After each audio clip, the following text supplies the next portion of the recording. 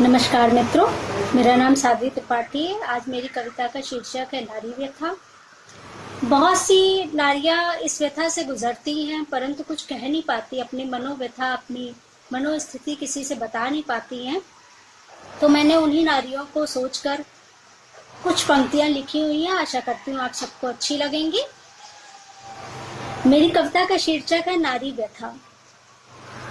घर में सबसे छोटी थी वो, घर में सबसे छोटी थी वो, पापा की परी दुलारी थी। घर में सबसे छोटी थी वो, पापा की परी दुलारी थी। माँ की आंखों का तारा थी वो, माँ की आंखों का तारा थी वो, भाइयों की आंखों की नूर थी। माँ की आंखों का तारा थी वो, भाइयों की आंखों का नूर थी। भाभी की भी नटखट नंद दुलारी थी। पूरे घर में उसकी अटखेलियों की, पूरे घर में उसकी अटखेलियों की आवाज बड़ी निराली थी। चहकारों से वो घरशाला महकाती थी, चहकारों से वो घरशाला महकाती थी। अद्भुत रूप मनमोहनी थी। बचपन बीता, बचपन बीता अटखेलियों में, बचपन बीता अटखेलियों में, आई फिर उस पर नई जवानी थी। अब वो चंचल नटखट सी बच्ची, अब वो चंचल नटखट सी बच्ची बनने वाली किसी की दुल्हन थी। अब वो नटखट चंचल सी बच्ची बनी किसी की सुहागन थी। बड़ी खुश थी, बड़ी खुश थी कि वो उस घरशाला को भी ऐसे ही मधुबनी बनाएगी।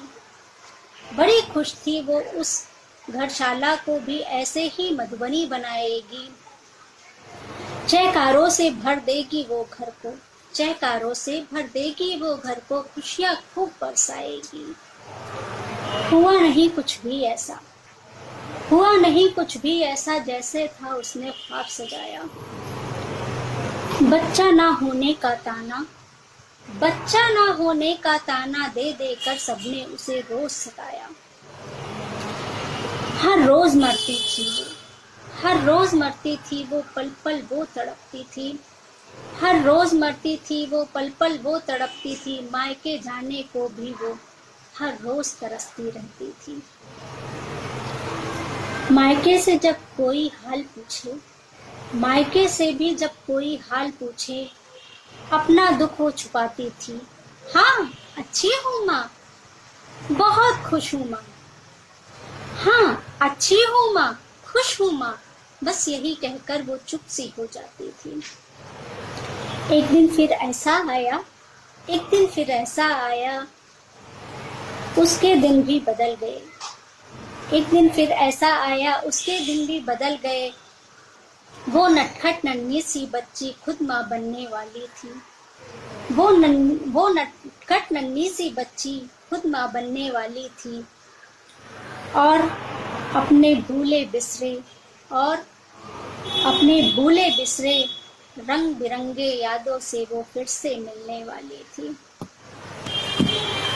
थैंक यू मित्रों, आशा करती हूँ आपको मेरी ये कविता पसंद आएगी।